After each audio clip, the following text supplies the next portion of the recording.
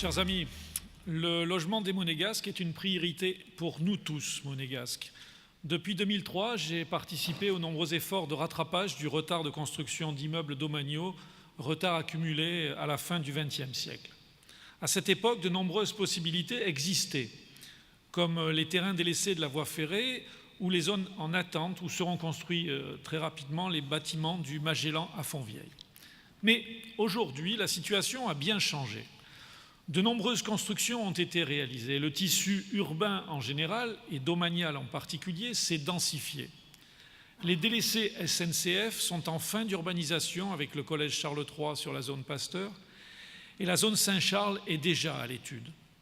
Ceux qui vous disent, comme le serpent du livre de la jungle, vous le savez, c'est « Aie confiance, faites-moi confiance, je l'ai déjà fait en 2003, je le referai demain », insultent l'intelligence des électeurs et sont des menteurs, puisque c'est grâce à la prospérité de notre pays et aux surfaces disponibles, comme je viens de l'exposer, que cela a été possible. Certes, il a fallu une volonté du Conseil national, mais cela n'est pas le fait d'un seul, mais d'un groupe, mais aussi des divers groupes qui se sont succédés au Conseil national. Même dans les périodes de crise, en particulier la crise mondiale de 2008, qui a frappé Monaco quelques années plus tard en 2010-2011, gouvernement et Conseil national, que je présidais à l'époque, ont réussi à faire sortir de terre 3 bâtiments en contrebas de l'hôpital appelés les Tamaris. Il s'agissait de 60 appartements neufs. Le leader de Primo a, c'est vrai, une expérience particulièrement intéressante dans le logement des Monégasques, puisque lors de son passage au gouvernement, il a enlevé 20 appartements prévus pour nos jeunes en donnant une tour entière pour y établir des consultations hospitalières. Entre 40 et 60 de nos jeunes lui doivent donc de ne pas encore être logés dans des surfaces neuves. Belle expérience en effet, il sait au moins maintenant ce qu'il ne faut pas faire. Alors oui, nous souhaitons poursuivre les efforts faits depuis de nombreuses années. Il faut construire régulièrement des appartements domaniaux neufs, réaliser des remembrements où l'État sera un partenaire incontournable, favoriser la mobilité dans les domaines de l'État pour répondre aux souhaits de nos compatriotes et récupérer des appartements de grande capacité après le départ des enfants du domicile des parents.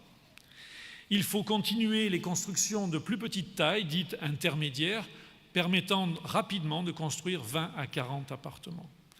Il faut également continuer à réfléchir sur les réorganisations urbanistiques comme le Grand IDA en cours, voire sur d'autres.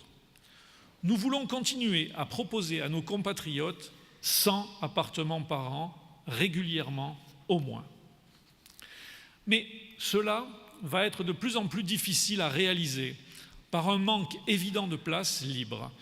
Et il faudra rapidement en arriver à reconstruire avec des techniques modernes des immeubles domaniaux anciens, l'Herculis, le Caroubier, le Bel Air, pour générer un plus grand nombre de surfaces modernes.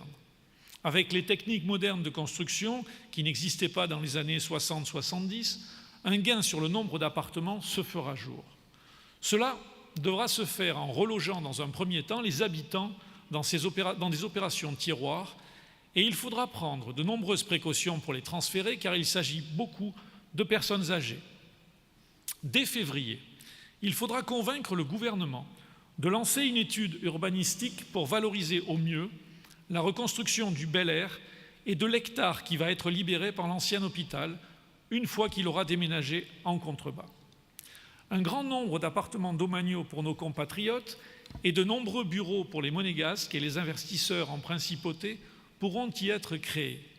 Enfin, nous avons des idées, non pas pour une maison de retraite, mais on va vous en parler un petit peu plus tard.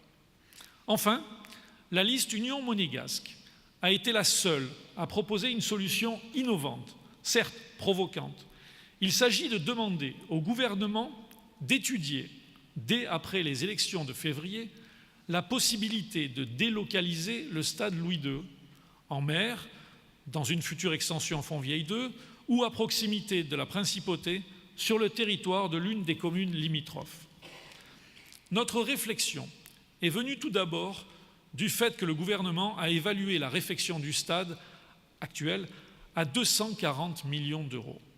Il a reculé au dernier budget primitif pour 2018 sous la pression de la plupart des élus qui ne comprenaient pas l'énormité de ces sommes, mais également en raison de l'absence de programme clair présenté par le gouvernement. Ensuite, le stade et les gradins, de même que le parvis du stade, occupent environ 4 à 5 hectares en plein centre de Fontvieille. Il est évident qu'il conviendra ensuite de réserver des surfaces pour maintenir des activités sportives en principauté, hors athlétisme et jeux de terrain sur gazon, comme la natation, le basket, le squash, la musculation et bien d'autres.